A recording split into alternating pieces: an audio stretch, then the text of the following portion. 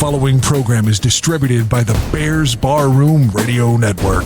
It's presented live over MixLR.com and later disseminated in podcast format on most delivery platforms.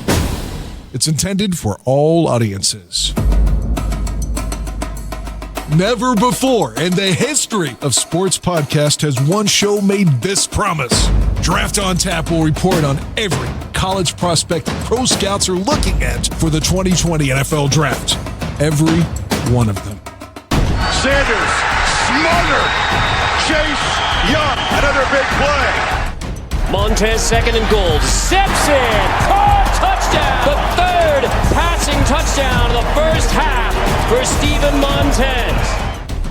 There's Johnson. He's got it. Touchdown, Texas. An open man at the 25. A foot race for the tight end. There's that man again. Albert O with his second score, 47 yards. Draft on Tap with Bears Barroom draft analyst Danny Shimon.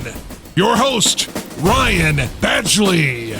And featuring some of the most respected draft analysts in the country. Grab a beer. We're about to make history. Making history is what we do on Bears Barroom Radio Network.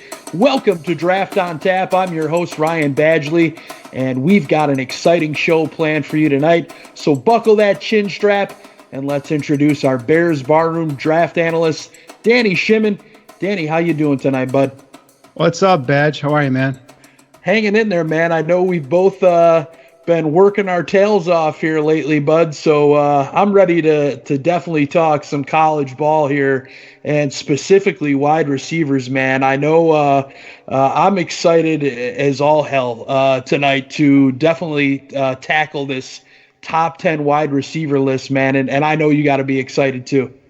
Yeah, I mean, with the way the game has been going nowadays in the NFL, the wide open offenses, the big play potential, the college game now kind of incorporating in terms of the spread system, incorporating the NFL. You see a lot of these wide receivers now. Before in the olden days, it was like, oh, wait for the receiver's second season to really make that big jump, make that big impact.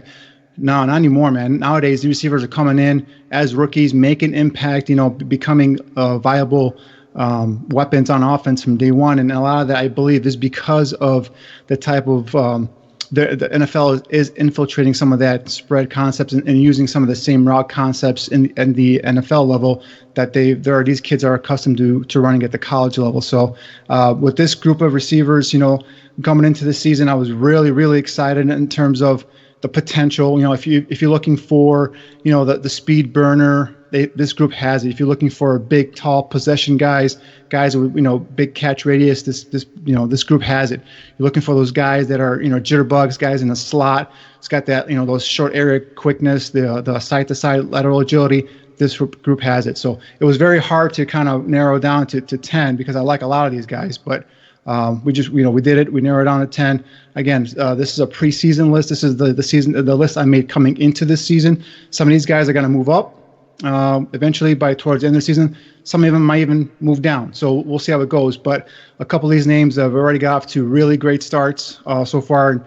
It's only been 2 weeks in the collegiate season, but definitely see some of the big play potential that these players can bring and represent at the next level.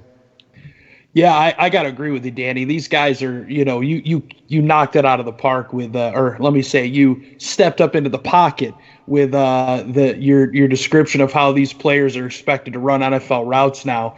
And no better way to kick it off than to start it off with your number one wide receiver on your preseason wide receiver list, and that is Jerry Jeudy out of Alabama. His early stats so far are just, they jump off the page at you. 18 catches, 240 yards, and 4 touchdowns. Danny, what do you love about Jerry Jeudy? This kid just screams big play potential, right? You just rattle some of his accolades from last season. He was a 2018 consensus All-American. 2018 Biletnikoff Award winner, which goes obviously to the best college wide receiver. He led the SEC with 14 receiving touchdowns. I mean, you name it, and this kid did it. He set Alabama's single-season record with averaging 19.3 yards per catch. The quotes I put down when I watch his tape is, take the top off a defense kind of a player. So what that means is this is a legit vertical threat on the outside. What I love about him is he possesses a very good athleticism. So in terms of size, he's about 6 feet, 185 pounds. But in terms of as an athlete, he's got that stop and go cutting ability, and he's got the ability to make defenders miss at full speed.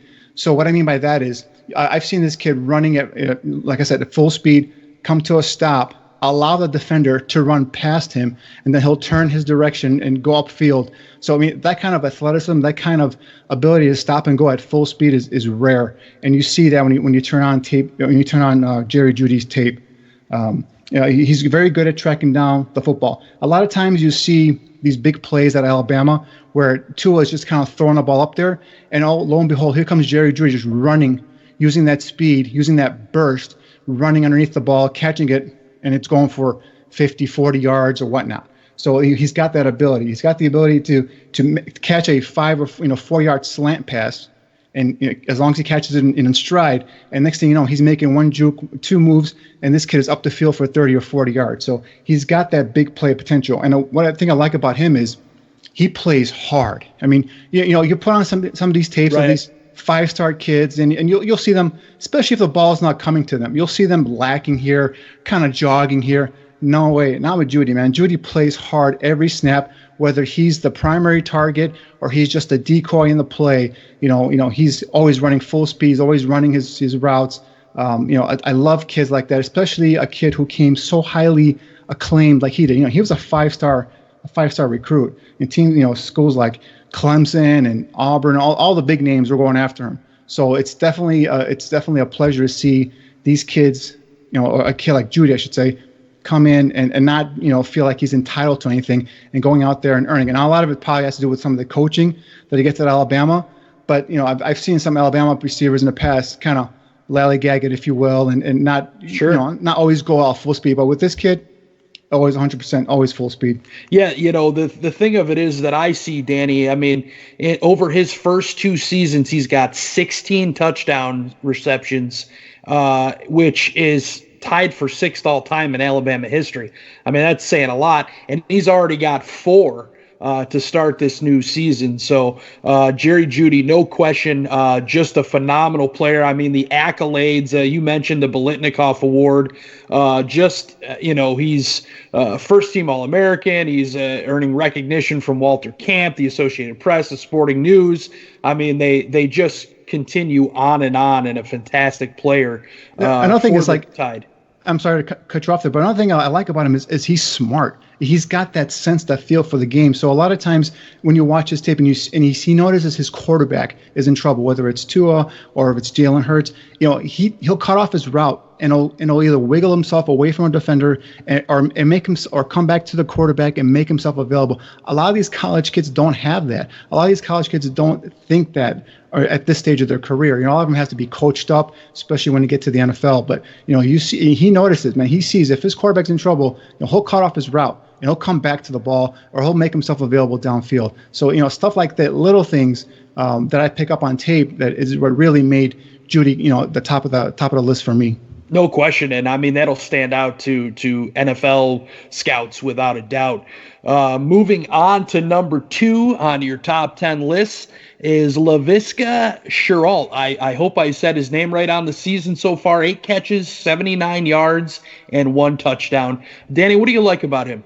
Laviska Shenault, this kid from Colorado. I don't know if a lot of people are watching Colorado football. Our old guy, our old friend, I should say, Mel Tucker, has gotten them off to a 2-0 start. Had a pretty good comeback this past weekend against Nebraska. But Laviska Shenault is their top player, I'd say, on the team. I mean, he's a receiver. He plays receiver, or he's actually, on the depth chart, he's listed a receiver. But this kid is all over the field in terms of the offense. He's used in multiple different ways. I've seen him line up as a wildcat quarterback. obviously a wide receiver. I see him as a slot receiver. I seen him as a H-back in the backfield. I even seen him lined up as a tight end in line. So he's all over the field. And what this kid is, he's the best combination of speed and strength.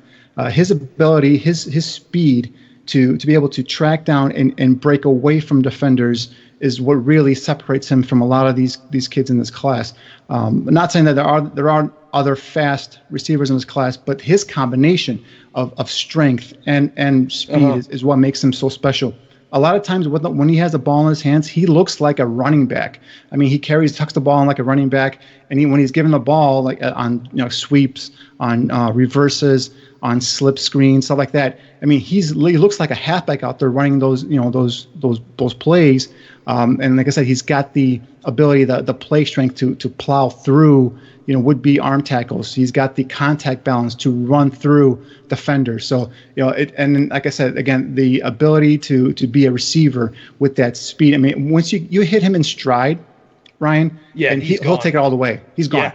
I mean, I don't know if he's going to run a 4.2 or a 4.3 or a 4.4, whatever he's going to run. But on the football field, in pads, this kid is fast, and that combination of physicalness and speed is what really sets him apart. Now, I don't want to compare him to Larry Fitzgerald because he's not as big as Larry Fitzgerald, but I think he might be faster than Fitzgerald. But what he does is he's very physical at the point of contact. So at the catch point, when he goes up and gets the ball, no one's gonna get the ball away from him. If it's up there, if he can go get it, he's gonna get it. And he's got the stocky frame, he's got the chisel arms to be able to go up there and make those kind of catches. So that combination and the productivity that he's shown so far, on the football field, off the charts. Exactly. Last year he led the nation with averaging 9.6 receptions per game. So he's not getting one or two big plays a game. He's getting multiple attempts. He's getting multiple looks here in this offense.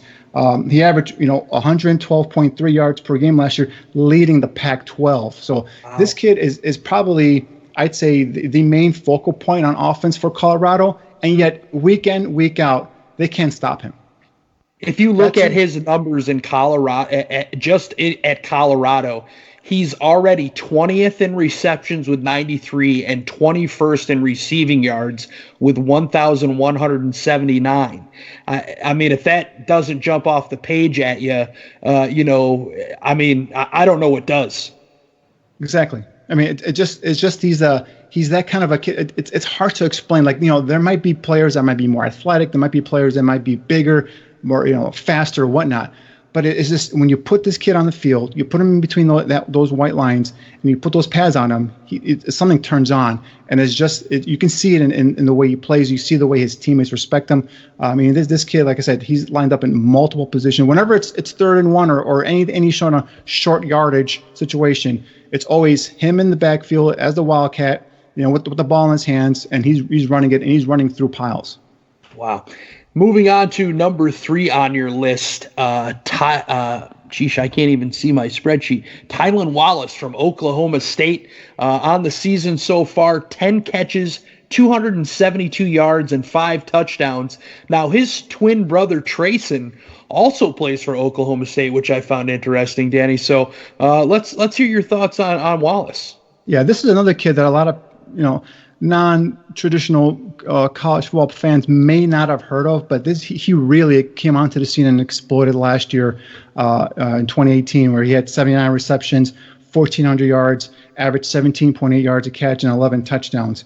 This kid was heavily recruited out of high school. Teams like Oklahoma, Michigan, Oregon, Washington, even Notre Dame, were trying to get this kid, but he ended up going to Oklahoma State. What it is about him. And the one thing you'll notice when you watch him play, the kid, first of all, he can flat out play. Okay, in terms of size, he won't wow you with the size. He's probably around 5'10", 5'11", 180, 185 pounds. But the kid is deceptively strong. I mean, in terms of his ability to go up and make contested catches, with 2 or 3 defenders around him, he's got outstanding leaping ability. This guy can go up and high point the ball. Tough plays like that is where he sticks out. and he's fearless going over the middle for a ball. Whether if there's a crowd or if there's no crowd, but he sees in the corner via safety coming, he does not care. He'll go over there. He'll make the catch. The thing about him though, he plays in the Big 12, and a lot of the times, there's no defense. And the joke is, defense is, optional in the Big 12. So, but the thing about him is when you kind of translate his game to the NFL level, he's not a speed guy, right? He's not, is he a 4.5 guy? Is he a, high 4.5? Is he a low 4.6 guy? With that, at that size, is he limited? But what you got to do is just kind of look at the overall, body of work. And like I said, last year he just exploded onto the screen. When you watch him play, you can just tell you're seeing a receiver, right? His natural hands catcher, the way he can run his routes, and the way he can sit in zones. He finds those open areas in the zone and gets those big chunks of yardage. So he's a kid that a lot of people up until last year had never heard of. But he's, like I said, highly recruited kid. He won't wow you athletically, I don't believe. So I'm interested to see if he comes out this season, what he posts at the combine. But in terms of what he runs and how he tests, I think will kind of determine his value in the upcoming draft. But if you just put on the tape and watch this kid play, again, he's another guy that you can just tell he's just a football player. We got a great question in the chat from Steve Zimmerman, Danny, in regards to Laviska Shenault. And the question is, could he move to halfback at the next level? Is he best suited to be a wide receiver? He's played, like I said earlier, he's played halfback, but he hasn't done it on a full-time basis. Now he's got, like I said, the lower body strength. He's got the body, the contact balance abilities, the ability to run through arm tackles. But I like him the way he's being used now, as a guy, as a receiver. A guy you can line him up in a slot, a guy you can line him up in a backfield and have him run routes out of the backfield. I would say that I would leave him a receiver for now. He's got good size. He's around 6'1", 6 feet or 6'1", and he's got, like I said, a chiseled frame. So I think he'll be able to probably best be suited to play receiver, and he's got that speed, man. That full out vertical speed that you just you would hate to have it line up as a running back. Even though I know running backs do. Obviously, running back have speed, but the way this guy does it at multiple positions, and getting the ball in his hands in space is key with Shenault.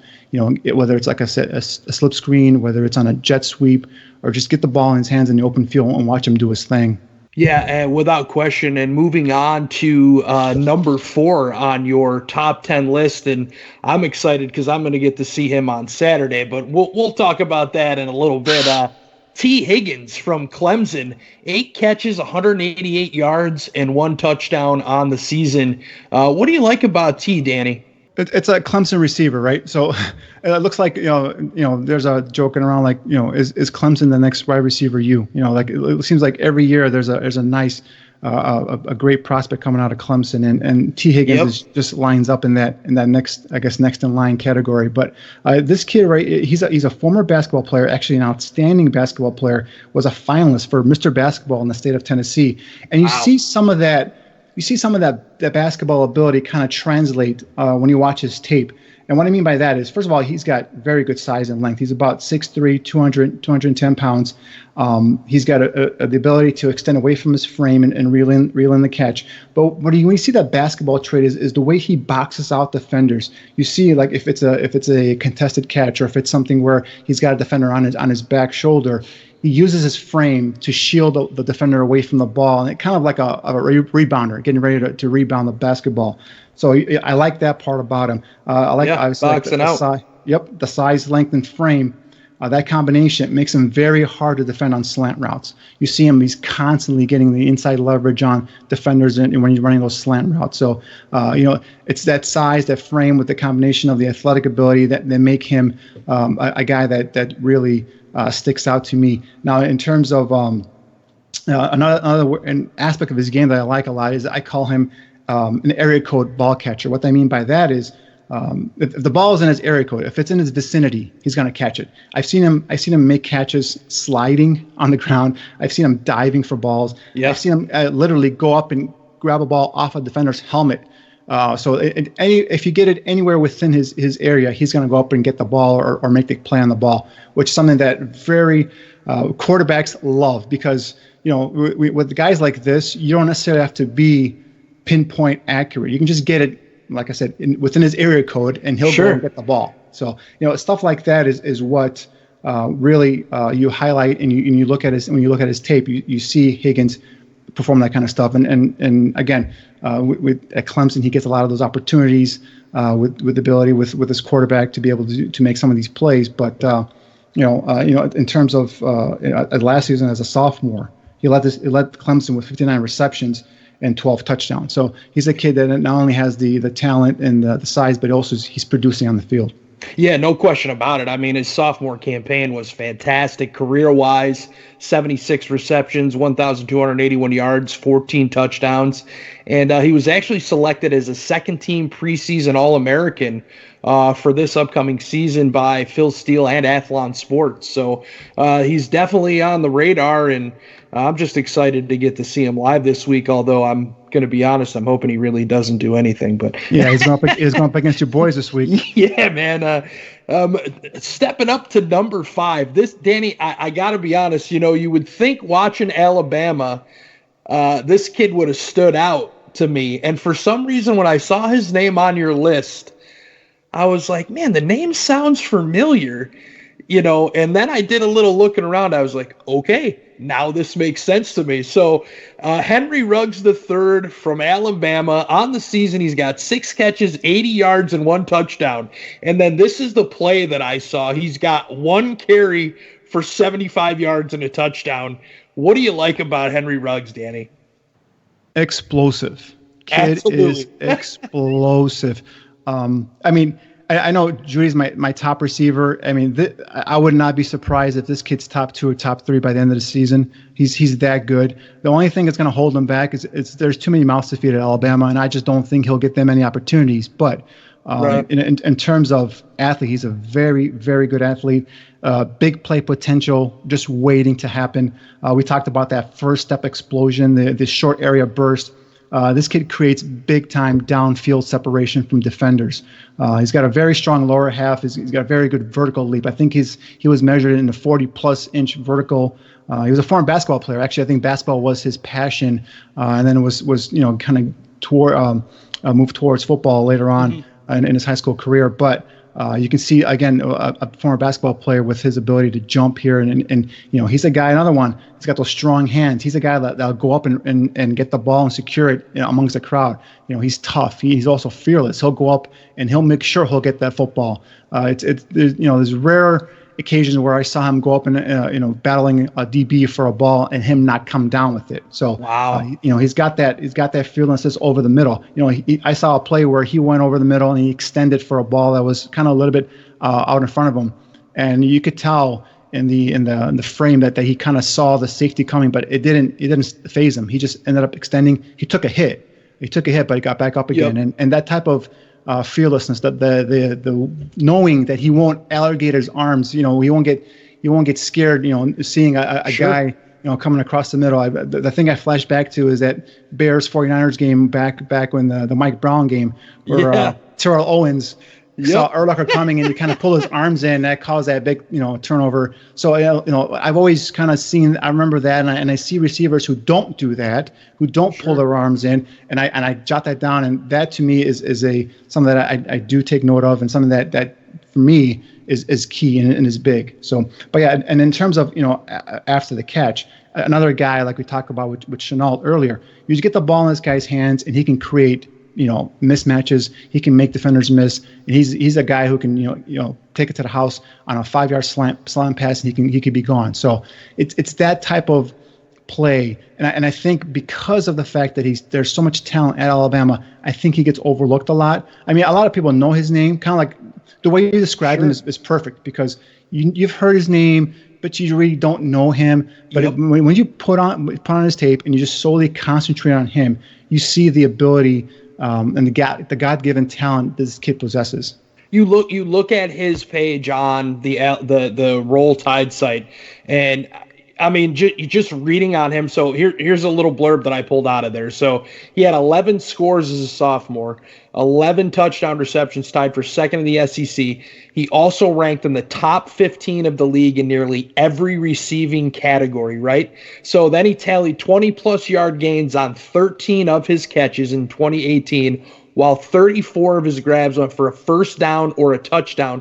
And not only that, he also contributed 8 tackles on special teams, which I love seeing a guy that's not afraid to go out there and make tackles that's from the offensive side of the ball. And, I think this is a kid, as you said, Danny, we definitely need to keep an eye on throughout the rest of the season. Man. It's that toughness. Again, we're talking about him being fearless, going over the middle, extending his body out, willing to take a hit from a safety to catch the ball. That kind of toughness, you see him, translate over to special teams, making tackles, so on and so forth. So another kid that I'm very, very high on. Now we've got number 6 on your list of top 10 wide receivers, and Colin Johnson out of Texas. So far on the season, 7 catches, 108 yards, and 1 touchdown. Now, Danny, he's a fourth-year wide receiver, played in 38 games with 22 starts. What do you like about Colin Johnson?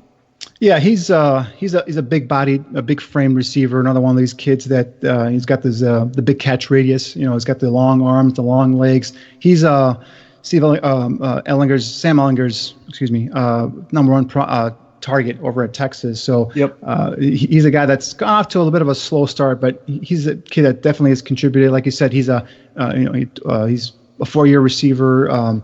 He's played 38 games, 22 starts. He's already been elected a team captain.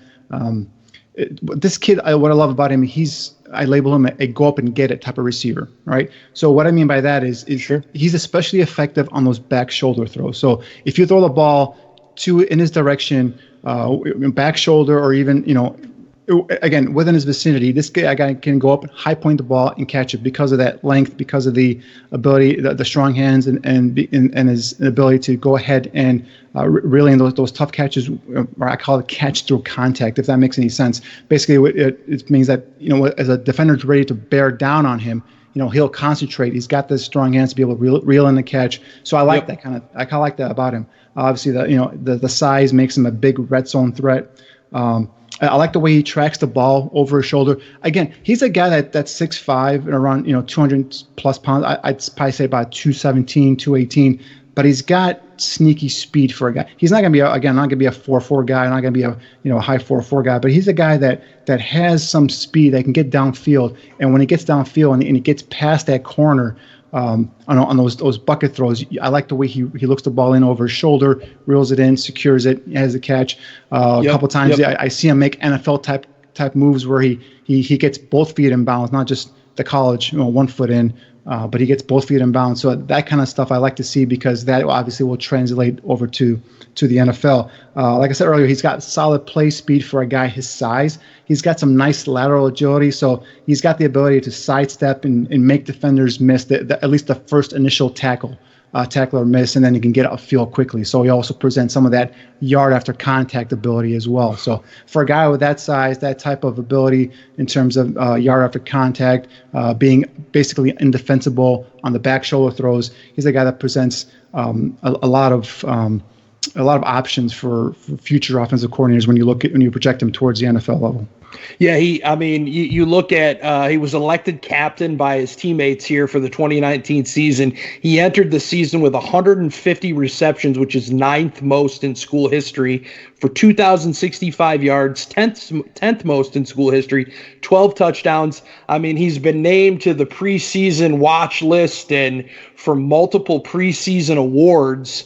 They read, most of the notes I have on him are a lot of awards. So the Biletnikoff Award, first team preseason All Big 12 selection. He was named to the preseason All Big 12 team, a third team preseason All-America honoree, a fourth team selection, named third team preseason in the All Big 12 by both Athlon Sports and Phil Steele. So, he just, you see that and it just leaps off the charts at you, and he really has been, big. I mean, you brought it up, Sam Ehlinger. I mean, he's his favorite target, and I mean, what a guy to have. If you're Sam Ehlinger, Danny. Yeah, he's a guy that, like I said, you don't have to be precise in terms of your accuracy as a quarterback. You can just get it to him in an area where it's away from a defender, and he can go up and get the ball. It doesn't have to be perfect. He can extend away from his frame, and he's got those big, strong hands to reel in the catch, away from his body. So those type of players are the kind of receivers that were big time in the NFL a couple of years ago. Now, so you see more of these faster, quicker, shiftier guys. Although I still feel like there's a place for a guy like this, especially for a guy like I mentioned, his ability to make guys miss in the open field. Again, he's 6'5", so he's got big time size. So to see that kind of lateral quickness and agility from a guy this size, is something you take note of, and something that I'm sure as coaches get into the whole scouting process later on in the year, they're going to like that. They're going to like seeing that, and especially the fact that he's able to make those NFL type catches down the sideline, getting both feet in, we mentioned earlier, extending away from his frame, with those big, strong hands.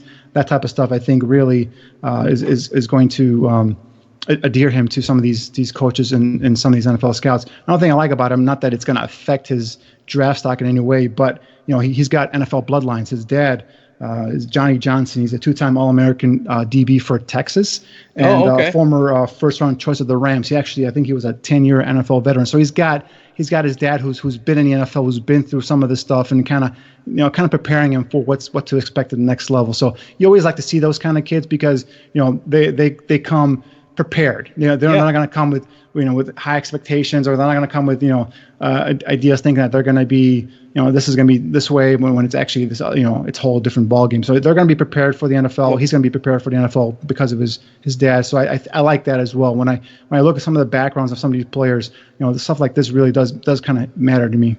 Sure. I mean, he knows what it takes to be an NFL player, which is huge. And so we're going to change gears here and welcome in our guest tonight. I got to tell you, I'm super excited to have this gentleman on with us, just for the fact that we're going to talk.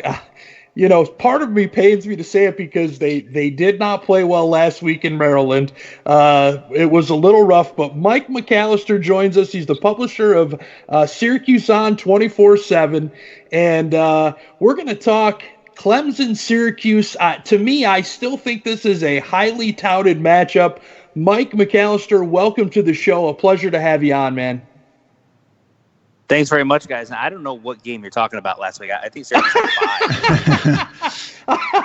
I love. I wish I didn't see it with my own eyes to totally agree with that. Yeah, it was definitely somewhat disappointing, but we flipped the page. We're on to a new week, and we're on to a big week. We've already had a win over Clemson at the Dome. And, Mike, it's a pleasure to have you on, man, especially being a local homegrown guy, in the Syracuse area. We want to get your thoughts, on this game and, talk a little bit about what you expect to see, not only, in the game, but also some of the players. And I'm sure Danny will have some questions for you as well on some of the players he's keeping an eye on this game. What do you expect to see Syracuse do this week that they didn't do last week against Maryland? I mean, they can't do anything worse, right? So Right. I'm expecting the defense to be much closer to what we saw against Liberty. Now, obviously, you can play an outstanding defensive game against almost any team and still give up a lot of points, and with that same performance against Clemson because of how loaded they are talent-wise. But Syracuse's defensive line comes into the year very highly touted, thought of as maybe the best in the ACC, even better than Clemson's potentially. They're still missing one of their starters, but I expect those guys to play a lot better. I expect the secondary to play a lot better, where you don't have wide receivers running wide open all game like they were against Maryland. And then offensively, I expect them to keep taking steps forward. Now, a step forward against Clemson might mean 17 points, 20 points, similar point total to what you got against Maryland, but you're playing against a better defense. So, I'm looking for positives, and I think Syracuse is going to keep this game close, at least for a half. maybe you're down 7-10 going into the fourth quarter and you end up losing by 14-17, something like that. If Syracuse does that or better, I think it's a successful game, because then you can prove that Maryland game was just a one-time fluke. And I think that's the biggest thing for Syracuse, is you don't want to lose the fan base right now, because they're with you. And it's a sellout for this game. There hasn't been this much hype around Syracuse football in 20-plus years since Donovan McNabb was here. You can't lose the fan base by going out and losing, 59-3 in this game. So I think they're going to be competitive. They're eager to prove that last week was a fluke. And so I think you're going to see a better effort overall. Hey, Mike, this is Danny. And again, thanks for joining us tonight. We really do appreciate it. My question is so I'm coming into the season was really looking forward to this Syracuse Clemson game. I got told Ryan here, I think Syracuse really gives Clemson a nice battle, every year. But last week's game, do you think possibly they were just kind of overlooking Maryland and looking kind of forward to Clemson and kind of took Maryland for granted? None of the players will admit that, and the coaches won't say that directly. But if you look at some of the quotes that Dino Babers had after the game, this is humble pie, and maybe next time when we tell the guys that this is a really good team, they'll believe us. Those types of things. It makes me wonder if that's exactly what was going on. And you can understand why it would, right? Like, a lot of these kids are teenagers or, just barely 20 years old, and all they've heard all offseason is about how great they are, how they're a dark horse playoff team. They could win the ACC if they can win that Clemson game. Week 3 is such a huge game. You could have College Game Day coming. You're going to start 2-0, no question, et cetera, et cetera. Then Maryland comes out week 1 and scores 79 points. But you can wash that aside and say, well, it's Howard. And so I do think that there was some, we'll be fine as long as we show up type of mentality, even if, maybe it was subconscious. And I think that impacted how they played. And Maryland came out extra motivated. And those games are always tough because you've got a team with a new coaching staff, a whole bunch of transfers. They're trying to prove that they belong on the national stage. They've got a ranked team in their house. It's very early in the season. If Maryland, you get them in game 7 or 8, maybe they're 3-4 or whatever the case is, and that game's a lot easier than when they're 1-0 and trying to prove themselves. So Maryland may not play better than that the rest of the season. You just happen to catch them at that time. So I think there was a mix of a lot of things going on there, and then the fact that it was a new coaching staff from Maryland. Syracuse didn't have a ton of tape on what they were going to do, so they were able to catch them off guard in a lot of aspects. That's not going to be the case this year. Syracuse and Clemson know each other very well. They know the schemes. There's not going to be much that's going to catch the other by surprise. I also saw that today, I guess it was released that the Dome is officially sold out, so it's going to be a raucous environment. You think that, coupled with the outside pressure that Robinson and Coleman can bring, can slow down the Clemson offense? Yes, and then another aspect of the game I don't think a lot of people are going to talk about is the conditioning aspect. And here's where that comes into play. If Syracuse keeps that game close and you get into a fourth quarter and you're in a one-score game, it's the Carrier Dome in name only. There is no air conditioning in there. It is going to be hot. There's going to be 50,000 people in there all sweating. It is going to be humid. And we saw this happen with Syracuse against Florida State last year. Florida State got gassed in the second half despite the fact that they were the team from Florida. They couldn't handle the humidity and the heat. And Syracuse did. If you get into a situation where you're in the fourth quarter all of a sudden in a close game, Syracuse likes those environments because they feel like their strength and conditioning program is better than other teams, and that gives them an edge. And so even though Clemson is more talented and deeper in that scenario, that gives Syracuse a little bit of an edge, and mentally as well, because they know they can handle it. They've handled it before. So that's an interesting little wrinkle to this game that if you're close late could favor Syracuse a little bit. I was actually going to ask you that, Mike, because I've been in the Dome multiple times, and one of them was last year broadcasting a high school football game, and I wish I had brought extra shirts, shorts, underwear, socks, shoes, because man, was it a roaster in there. And I just couldn't believe how hot it was. So it reminds me of high school. Our basketball coach in high school used to do the same thing. He used to turn the heat up for these other teams that would come in, and they would practice in it. So they were used to it. And it's just something walking into the Dome last year, I had a long sleeve shirt on. I'm thinking to myself, well, I didn't dress appropriately. But I want to turn it over to Tommy DeVito. Our guest, Kevin McLaughlin, last week, we talked a little bit about him. And, one play just stuck out to me from last week's game that for some reason I can't let it go. I think I've talked about it every day this week. He faced some pressure up the middle. He had a receiver on his right side that had run out of bounds. So the only player in bounds was the Maryland defensive back who he threw it to, and it was picked off. Now, is this offense based on the receiver being in a spot? And should DeVito see it's not his guy? Yeah, I mean, I knew exactly what play you were talking about before you even really got to the play. Perfect. Everyone's on. That's just a bad play by DeVito, and that's part of the when you've got a guy, regardless of how talented they are, when they're inexperienced, it's his second game starting, his first start against a Power 5 team where there's pressure, expectations, etc. You've got a young guy. I think sometimes those types of things are going to happen if you get rattled or panicked a little bit. Now, is that a situation where he can't make that throw against Clemson? But there's clearly been communication issues with the wide receivers in the first two games. Now, in week one, it was justified as Liberty was, again, throwing stuff at them that they hadn't seen on film because there was no film of that coaching staff. And so they had to audible and adjust on the fly. And by doing that, they were running things that they hadn't necessarily practiced extensively. And so sometimes when that happens, the wide receiver can read things one way, the quarterback reads it another, and your timing and your execution's off a little bit. It was better against Maryland. There were just sort of a handful of plays where it was almost like, what are you looking at? A couple of fourth down plays where it looks like he throws it away instead of, at least putting it up for grabs. That interception, as you mentioned. So those are things that as he gains more experience, he will get better at. That's not something where I think it's because the offense is having an issue or Tommy DeVito isn't good enough to do this. It's just, he was running for his life a lot in that game.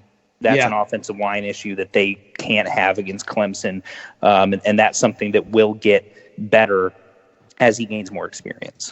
And one of the other things that I read about prior to week one was that a majority of his receivers were injured in the offseason. So I don't think he has that rapport with them, so far early on. I think as the season goes on, that'll change. Do you agree with that?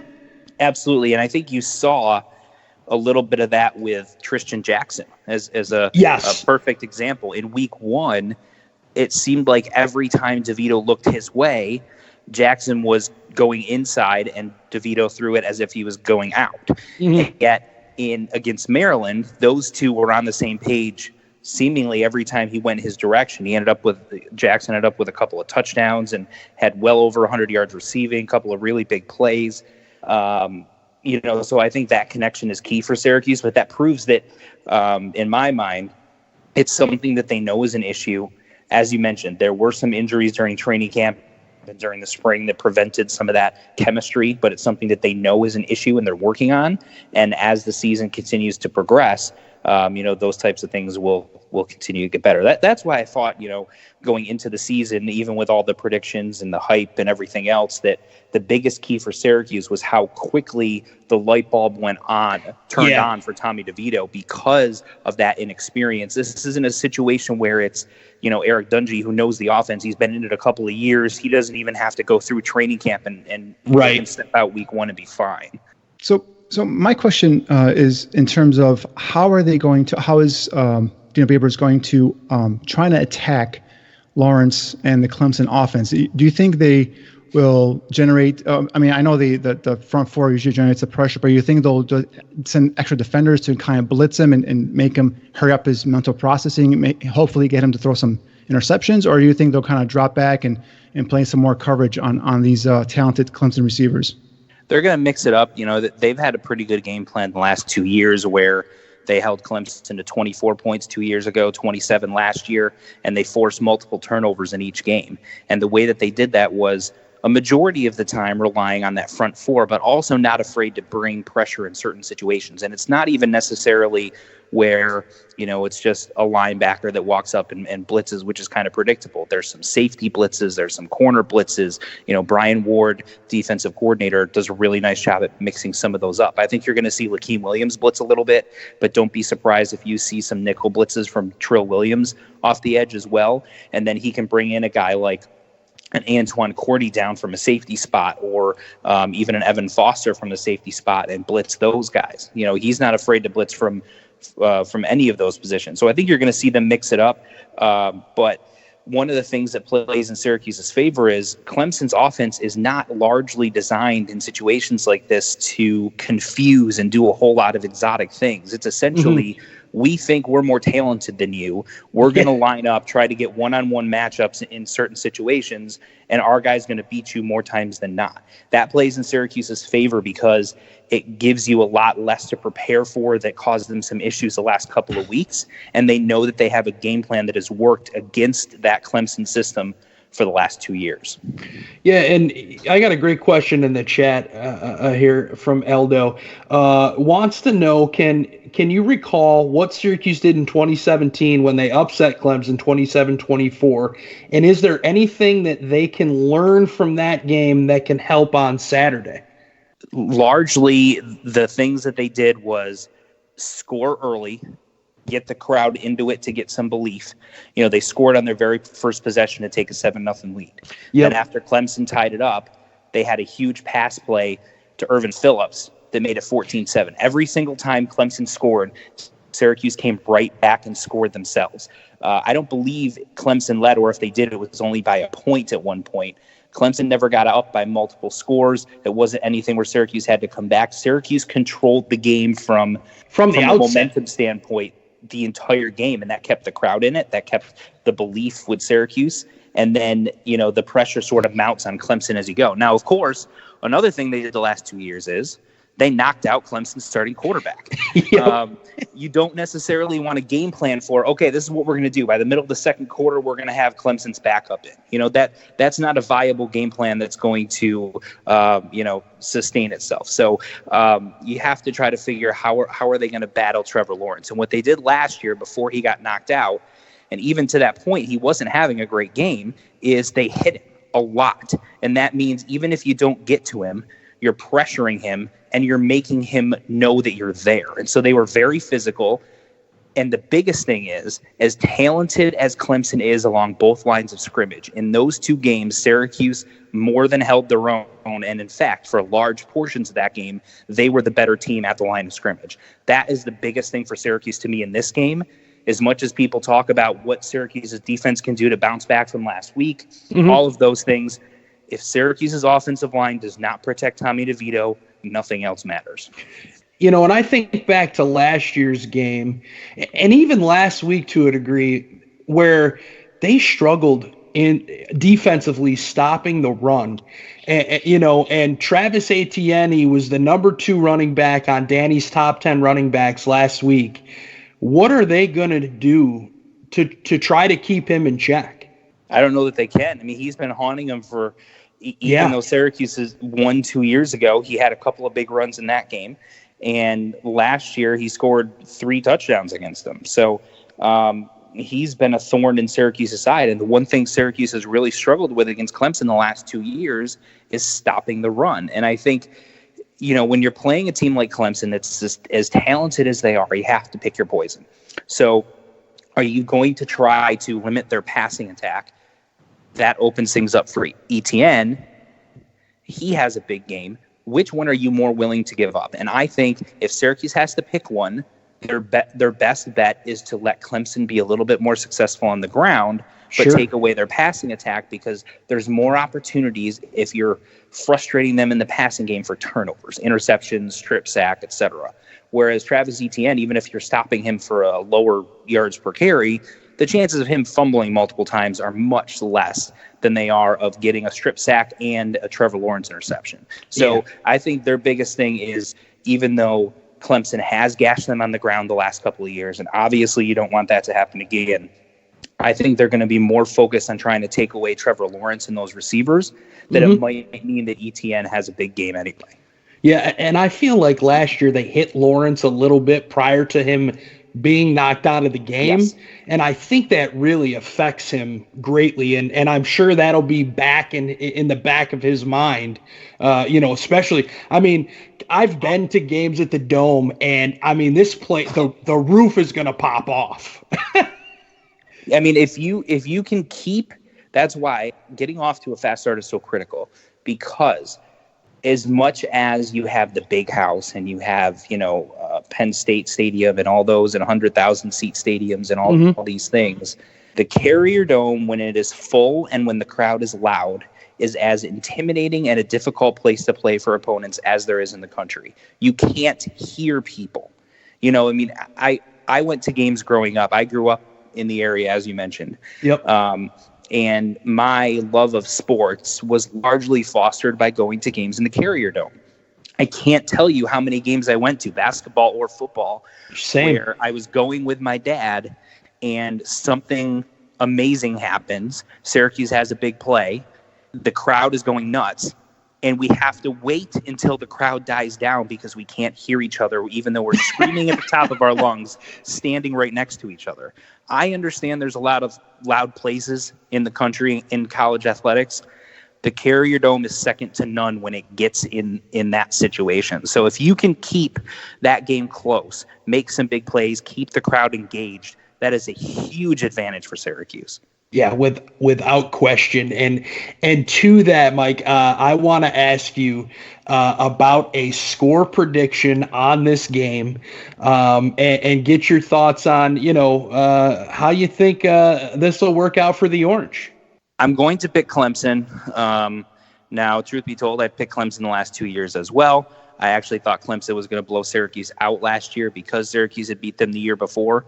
And so the fact that Syracuse actually controlled that game was, to me, as impressive as anything that has happened in the Dino Babers era, because you knew Clemson wanted revenge for the year before. I think Syracuse is going to keep this game close at the half. It'll be, a one-score game, and going into the fourth quarter, Syracuse will be in a position where they could win it. But I think Clemson's depth and talent will ultimately be too much. So I'm picking Clemson 38, Syracuse 27. But a game that is very competitive, is, in doubt midway to late in the fourth quarter, and one that has, Syracuse fans coming out of it saying, hey, we lost, but you know what? We're feeling much better about the way the season's going the rest of the way. Yeah, I totally agree with you. I definitely think it's something that I think Clemson gets away with the W, but I think we walk out of there with our heads held high, knowing that we gave them a battle, and it looks good for us going forward. Mike, I want to kind of switch gears here and talk to you, and I know Danny will be interested in this. Talk to you about the Heisman Trophy, and who, I know it's early, but we've been asking each of our guests, about an early Heisman prediction, and then we'll let you promote what you got going on. Well, my early Heisman prediction is not anything going out on a limb or anything like that. I like Jalen Hurts. I think what he did in week one showed me a lot about what he is as a passer. I already knew what type of athlete he was and how good he was as a runner, but the accuracy, the big yards there, week two was impressive as well. And I think he showed a lot of improvement in that area from when he was at Alabama. We know that the offense at Oklahoma is predicated to putting up a lot of points and a lot of huge statistics, as both Kyler Murray and Baker Mayfield have done the last 2 years. And they're playing Big 12 defenses all year. So he's going to keep putting up huge numbers. And that, to me, is you got a high-profile player at a high-profile school that's going to be in the college football playoff mix, that's going to be putting up monster numbers. I think he's the guy that's ultimately going to end up getting that trophy. That's an interesting pick, Mike. I did my top 10 quarterbacks going into the season, and Hurts made my top 10. I got a lot of kickback on Twitter saying, Jalen Hurts, really? I mean, I don't know what it is about what Lincoln Riley has down there going on in Oklahoma, but I mean, whatever, he's the actual quarterback whisperer, guru, whatever you want to call him, because he takes these quarterbacks, like Mayfield and Murray before Hurts, and he's making them into potential Heisman Trophy, potential Heisman Trophy winners, as well as potential draft picks to the NFL. What is it about Lincoln Riley you think that's getting the best out of these quarterbacks in his program? I think the fact that he is willing to change his system up, even if it's little tweaks here and there to who he has. He doesn't keep it as I'm going to run the system exactly this way all of the time, regardless of what talent I have at quarterback. He changes things around a little bit. With Baker Mayfield, there weren't as many designed runs as maybe there were with a Kyler Murray, and maybe there will be with a Jalen Hurts. And Hurts is a little bit more physical than those last two guys were. So he's willing to run, some more quarterback runs where it's a power type of a look, in a 3rd and 2 type of a situation, whereas in the last couple of years that's not something he did. So the fact that he's willing to adapt to the talent he has, combined with he's a bright young offensive mind who clearly understands how to play football at this level. And then, they've always got a ton of talent around the quarterback, which also helps. So the fact that, he understands the talent he has, he puts them in the best situations to make them successful, and then he's got talent to surround him with, combined with the fact that, he's just a naturally gifted offensive mind, all of those things play into it. And that's why, they've had the success that they've had. And I think ultimately, eventually, Lincoln Riley is going to end up in the NFL, and then we'll see where things go from there. Yeah, that's a great pick, Mike. And before we let you go, why don't you go ahead and tell our listeners where they can find you, first of all, and let them know what you got going on, and then we'll let you go.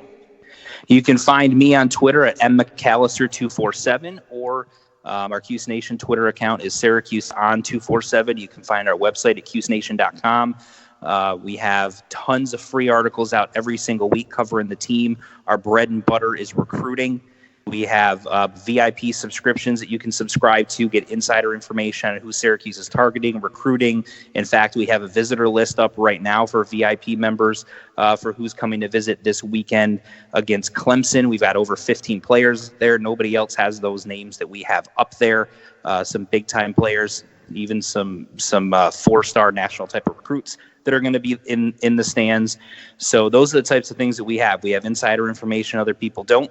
And then, of course, we cover the team, and all that type of stuff is free. And we give analysis, recaps, previews, all of that type of stuff. So CuseNation.com is a website. You can also find us on Facebook, Syracuse On 24/7 Sports. All of those places we're very active, and look forward to hopefully having some new people in there. And, if anyone has any questions on Syracuse or anything else, I'm also a diehard Eagles fan. So if you're an Eagles fan, give me a follow for that. And of course, I'm always, anytime anyone reaches out to me on social media, I always respond. Well, we appreciate that, Mike, and we appreciate having you on. We'll definitely keep you in mind, because I do believe our beloved Chicago Bears do have a matchup with the Philadelphia Eagles later on this season. So we might have to get you on the original Barfly Tailgate show that week so we can talk a little Bears-Eagles, the rematch of the, I hate to say it, the double doink. Hopefully, I was going to say, hopefully this year is no double doink. Yeah, exactly. Yeah, let's have a game end where it's, like a normal football thing instead of a weird kicker thing, right? Yeah, absolutely, man. Well, thanks again, Mike, for coming on, man. We look forward to talking to you down the road as well. And, just want to thank you so much, man. Yeah, thanks, guys. I really appreciate it. I had a good time. Thanks, Mike. Have a good night, man. So, Danny, we'll head back to that top 10 wide receiver list. And we left off just in case. Before we go there, I just want to say, so I'm kind of worried now about you, because you're going to be at the Dome on Saturday, and it's going to be hot. And I mean, what's the over/under? How much you're going to lose over here in terms of sweat? Well, hopefully it helps me shed some pounds, quite honestly. I wouldn't be opposed to it. The good thing is I won't be tailgating for too long.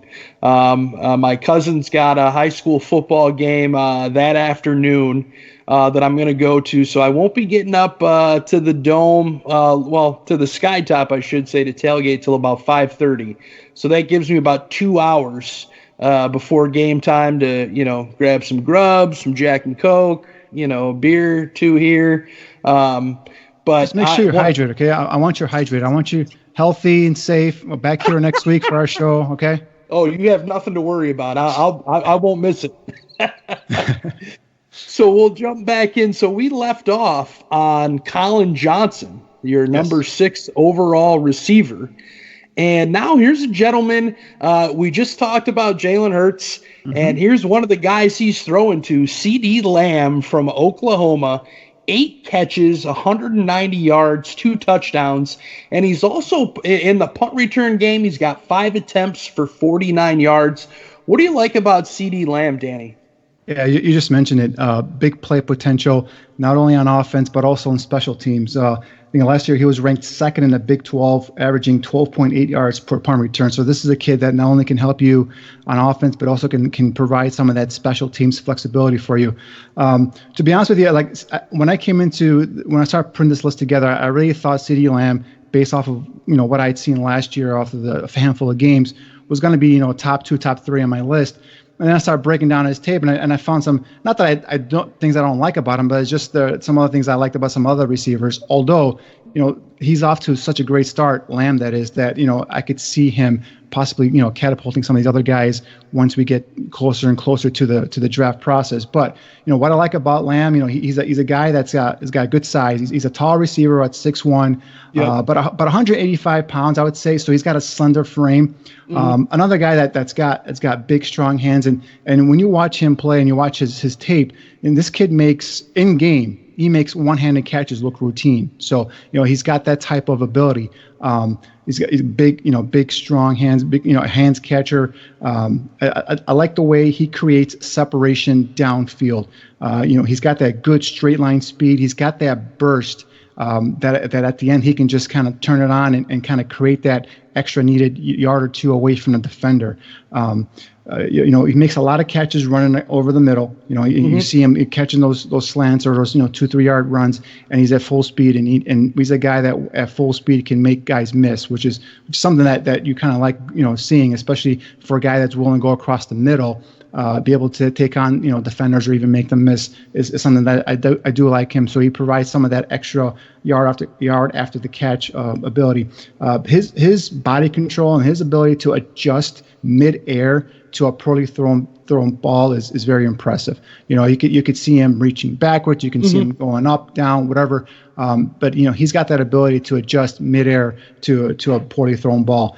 And in terms of his mental processing, at the line of scrimmage, once he releases, you see him doing a nice job of finding a hole, in a zone coverage, finding the seam, getting himself open. Now, a lot of this is probably a vision read, so he's kind of reading where his landmark's going to be and where the defender is at, and he's kind of adjusting to that. So, but that he has to be on par or on the same page with his quarterback. So the way he finds those openings in the coverages, and a lot of times you see him, he's wide open, and you think right away, wait, was that just a busted coverage? Is he just that more talented? But a lot of times it's just him being able to read the coverage and just being able to sit down in an open area, and then after that, just letting his God-given talent and athleticism take over once he has the ball in his hands. Yeah, he's a second-team All-Big 12 selection by the AP and an honorable mention choice by the league's coaches. He caught at least 1 touchdown pass in 7 straight games last season. He's got that streak going, yep. Yeah, which is fantastic. And I'm sorry, go ahead. Yeah, no, he's just a phenomenal player. He was 8th nationally, averaging 12.8 yards per punt return last year, which, dual threat guy, just a playmaker, as you said. Yeah, the only question in a lot of these Oklahoma receivers that come out is the kid that good, or is he just being that open because of the scheme? Is he scheme open? Is a lot of what the question is surrounding a lot of these guys that play, at Oklahoma State, so on and so forth. So, his route running is not polished by all means. He can definitely get better at that. But a lot of these guys, they tend to come into the league and improve in that aspect of their game. So I'm not really worried about that. But the big question is he's doing this against these college defenders. Can he get this wide open against NFL corners? And that's where when you get it fully detailed into the scouting process, that's where you're going to have to kind of look and project and see how he can probably perform against NFL type talent corners. But in terms of college, he's definitely a big play receiver, and you could definitely see him creating that separation downfield. And without question. So moving on to the number 8 wide receiver in your preseason top 10, Jalen Reagor from TCU. On the season, 5 catches, 71 yards, 1 touchdown. He's also a factor in the punt return game. He's got 6 attempts for 62 yards. What jumps out at you, Danny, with Jalen Reagor?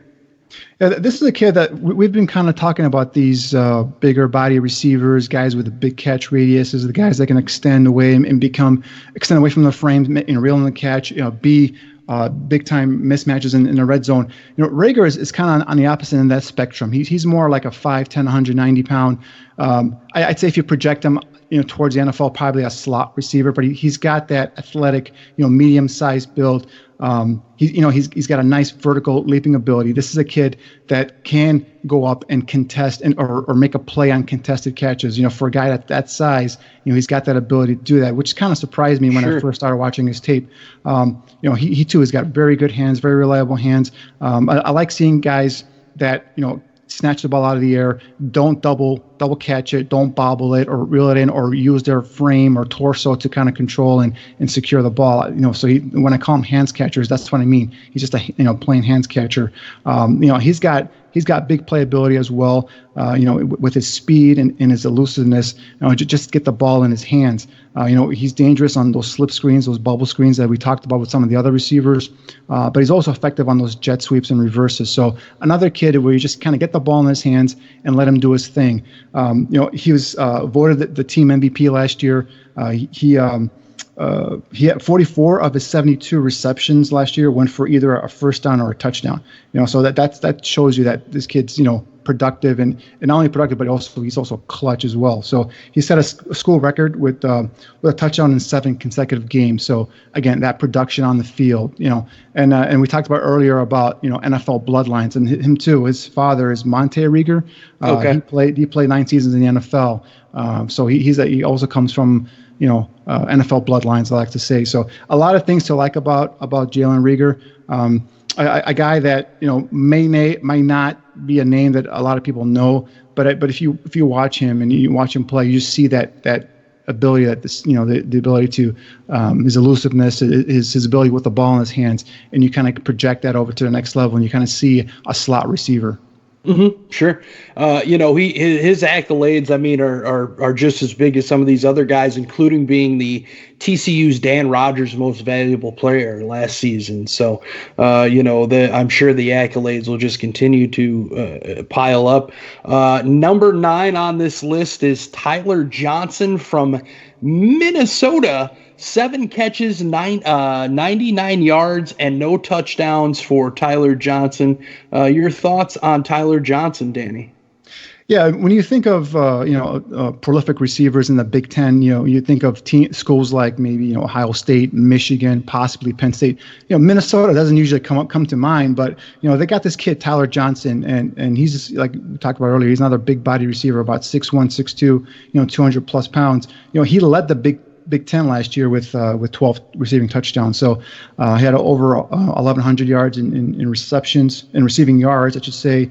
Again, he's a nice guy. Another guy he's got the length, he's got the catch radius ability, the ability to extend away from his body. And another guy that uses his size well to fend off defenders. So he's not a guy that's going to be creating much separation just by his speed or his ability to explode off the line of scrimmage, but he's a guy that's going to be able to use his size and his strength to be able to outmuscle a defender for a ball down the field. A lot of times you see him and the way he gets a ball is on quick slants or in the ability where if it's thrown down the field, he kind of just boxes out a defender and he goes up and gets the ball. So another one of those type of receivers. But the one thing I like about the way Minnesota utilizes Johnson is, I've seen him lined up, as an outside receiver. I see him lined up in the slot. I even lined up in the backfield as a running back, running routes out of the backfield. So, once scouts see that and see that type of versatility, and then as later on in the process, once the coaches get involved in the scouting of these prospects,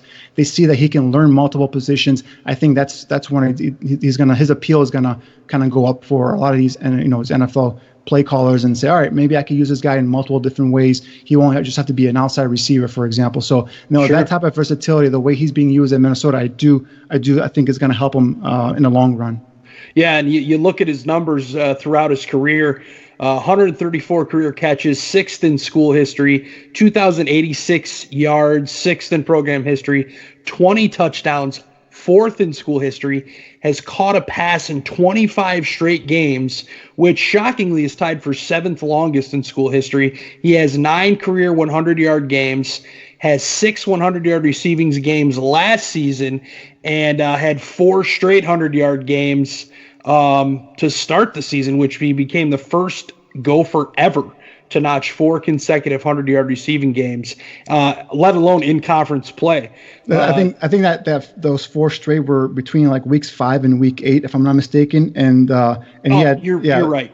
And those 4 weeks included teams like Iowa and Ohio State, so like he was going up against some top level competition and still producing. And like I can't off the top of my head name any other offensive players on Minnesota's roster. So you can see that he's a guy that's going to be targeted. And some of these bigger schools or whatnot, if you will, schools that produce these top end talent NFL type prospects weren't able to stop him or corral him, once they went up against him last season. So that type of production, sticks out when you look at his stat sheet, and then you look at the body size, his catching ability, the catch radius, and some of the way that he's being utilized shows some of the versatility, the flexibility he has to his game.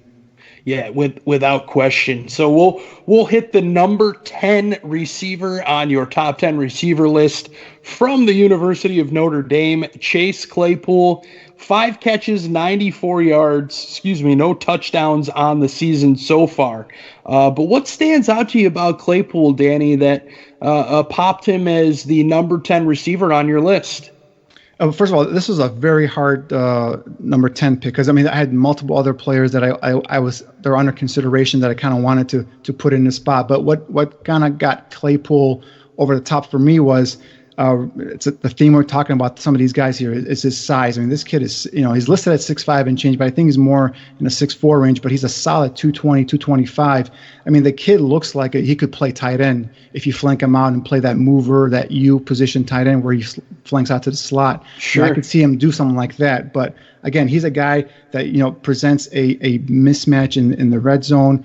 He uses his length and his reach to create that mismatch.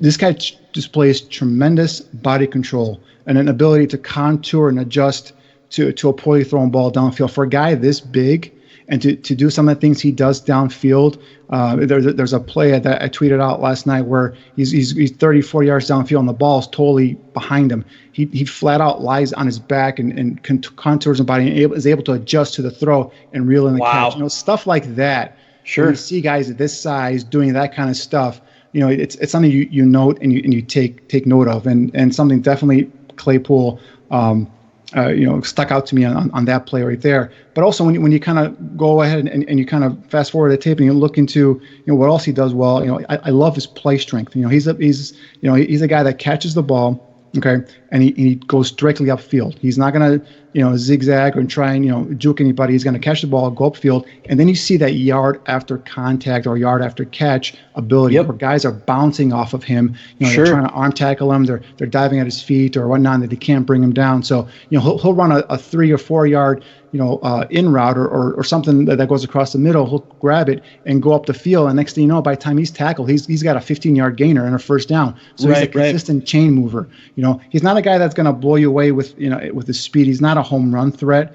But but he's a guy that has that size and has that catching ability and that catch radius and that yard after contact where teams like and they love. And I can tell you, his ability last year it was him and Miles Boykin kind of being the 1-2 punch for Notre Dame. This year it's basically him, and you could see that a lot of the attention is on him. But again, there's time after time where you see him coming up with a clutch play. It might not his stats by the end of the game might not be eye popping, but he'll make a play or two in that course of that game that lets you believe that this kid's got something special in terms of projecting him to the next level. I got to tell you, I got to see him firsthand last year as Notre Dame played Syracuse, and he had 6 catches for 98 yards and a touchdown. I think it was Syracuse. It was at Yankee Stadium. That was the play where he did that. He contoured his body and literally was kind of parallel to the ground and made that catch falling on his back. So exactly, a guy 6'4", 225 pounds making that type of play. You take notice of that. Yeah, and he can block downfield too, as Aldo just mentioned in the chat. I mean, the kid is a complete football player, and you mentioning him as a tight end, Danny. I mean, that's something as he moves up to the next level. You definitely could see happening. Yeah, for sure. I mean, you could literally add another 10 or 20 pounds, and you can, like I said, flank him, use him as that move tight end, or if you want to, even possibly bring him in and line him up as a Y, an inline tight end. Although I don't see, and then Aldo is correct. I do have it in my notes here that and I just didn't get to it. He's a terrific downfield blocker in terms of the run game. So he's a guy that uses his size and his strength to outmuscle defenders downfield and give his running backs the ability to gain more yards. But yeah, I mean, if you added another 10 or 20 pounds, maybe. Make him a tight end. I could see that happening as well. But I mean, just in looking at him in pads, and you saw him live, but just looking at him in pads and the way he stands and everything, he just looks like a tight end right off the screen there. Jumps out at you. Yeah, no question about it. Well, that's your top 10 wide receiver list, Danny. And I mean, I can't argue in any way, shape, or form. I mean, fantastic list. I'm excited. It was such a hard list to come up with because, like I said, there are so many talented pass catchers in college football these days. It's kind of like pick your poison. What you want. If you want to, like I said earlier, you want a speed guy, you want a slot guy, you want a guy with lateral agility and quickness. You can get those guys. You want big guys that can go up and high point the ball, make catches in a crowded atmosphere or whatnot. 2 or 3 defenders tripped over them. You got those kind of guys. You want vertical threats. Big play potential. You got those guys. And there's like 2 or 3 or 4 more guys that they're under consideration to make this top 10 list. So, but again, these are my preseason list. A lot of these guys might move up. Some might move out. Some might move down. So. We'll see how it all ends up, but this is how I was looking at it going into the season. So now that we're done with the top 10 receiver list, there was a couple of big college, not only football but college news stories this week, Danny. That we'll stick with football for right now, but the first thing I want to talk to you about is Purdue senior linebacker Marcus Bailey missing the rest of the season after suffering a knee injury in practice this week. That's a big blow for the Boilermakers. Was he somebody on your radar, Danny, as far as looking forward to the 2020 draft? Yeah, he was a guy that was on my top 350 list. I just heard about that news earlier this morning in terms of Bailey missing the rest of the year. It's a tough loss. He was an active linebacker, inside linebacker, a little bit undersized, but he was definitely active. He was a guy that had from what I've seen, a little of him I'd seen so far, is he had those instincts to be able to find the ball quickly and be able to come up and be able to be a solid run defender and also be effective in the passing game. So I think that's going to be a huge loss for Purdue. It's unfortunate. So hopefully he makes a speedy recovery and everything's good for him going into the future. We've seen it with some of the players the Bears have drafted. A guy like an Eddie Jackson who got hurt before he came out. And the Bears ended up getting him in the 4th round. This is a guy to me that, I'm not sure how high of a draft grade he would have, but somebody I think that could come in and make an impact maybe in the special teams aspect of things, depending on if he's even ready for the draft. Yeah, because it happened, September. Typically, it takes about a year for for an injury like this to fully recover, for the player to be fully, called 100%, if you will. But We've seen guys come back, depends on how everyone recovers differently, right? So we've seen some guys come back faster, some guys take a little bit longer to recover. So yeah, I mean, in terms of him being, some guy that's going to be able to come in next training camp and play, it's going to be hard to tell. But definitely a guy that I can see, possibly being, placed on a PUP list or, a team carrying him until he's fully recovered, and then, maybe using next year as a kind of a redshirt season, if you will. And then, sure, he'll be available the following year, a full year removed from the injury itself. Okay. The next thing I wanted to talk to you about, and this just doesn't just fall for college football. It falls for all college athletics as well. So on yesterday, legislation in California aimed at giving college athletes a chance to earn money while in school, known as the Fair Pay to Play Act, was voted in by the California State Assembly. We want to thank ESPN for this news. I know college players want to get paid, Danny, but you're already, most of them, you're already going to school for free, and now you're going to be paid on top of it. I want to get your thoughts, Danny, on what you think as far as, we can keep it to the football aspect, but as far as these college athletes getting paid to play, what are your thoughts on this? Well, my thoughts are it's about time, because I mean, from my point of view is these college programs are making millions and millions of dollars off of these athletes, in terms of, promoting them, promoting their images, promoting their, their likeness on T-shirts or whatnot. And sure, yes, they are getting the scholarship, if you will, but what the colleges are getting back, I believe, are 10 times, in terms of monetary, what they're getting back and making off of these players and these teams. Now, what gets tricky is, the big revenue sports, football, basketball, those guys bring in a lot of money. But what are you going to do with other athletes? The lacrosse teams, the field hockey teams, or whatever other sport that they have out there. How are you going to pay those guys? Do you divvy up the big pool that's brought in by these two major sports and then divvy it up amongst everybody else? That's where it gets a little tricky for me. So that's where I've kind of seen where colleges kind of want to say, you know what? Let's take a step back here. But sure, but if you're going to if a college is going to make money off of a kid's likeness or image or whatnot, the kid should get, something back from it. How many times have you seen a kid get, suspended or ruled ineligible because, he got a gift, whether it's shoes or whether it's, I don't know, a shirt or whatnot from an agent or from someone outside the football program, Yeah. It's stuff like that I find it to be unfair. So if a kid, I've been around these college campuses. I've volunteered at a college, and I was able to kind of see how these kids live. And a lot of times these kids, they rely on what the colleges give them in terms of, meals and all that stuff. We're not talking about the big programs, we're talking about the smaller schools and for them to get something out of it. I'm not saying they're going to make, $30,000-$40,000 a year, but to get something back where they can buy themselves lunch or whatnot, or a nice dinner, for example. I don't see a harm in that. But then again, where I see it kind of, veering off is like, all right, how are you going to split this evenly amongst all these other sports? How this is all going to work? That's where it gets complicated.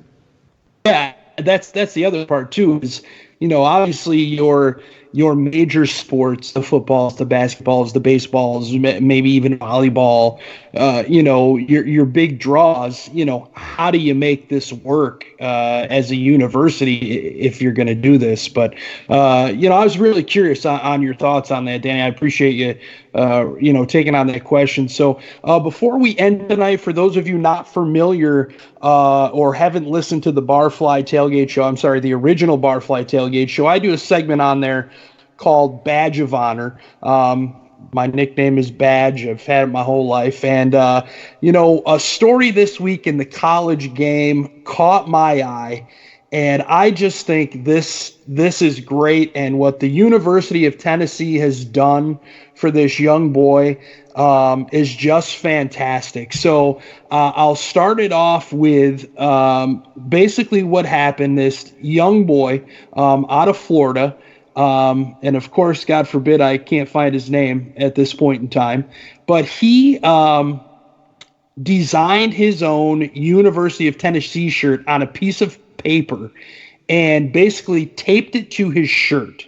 All of his classmates were, busting his chops, so on and so forth. He lives in Florida, but he's a Tennessee fan.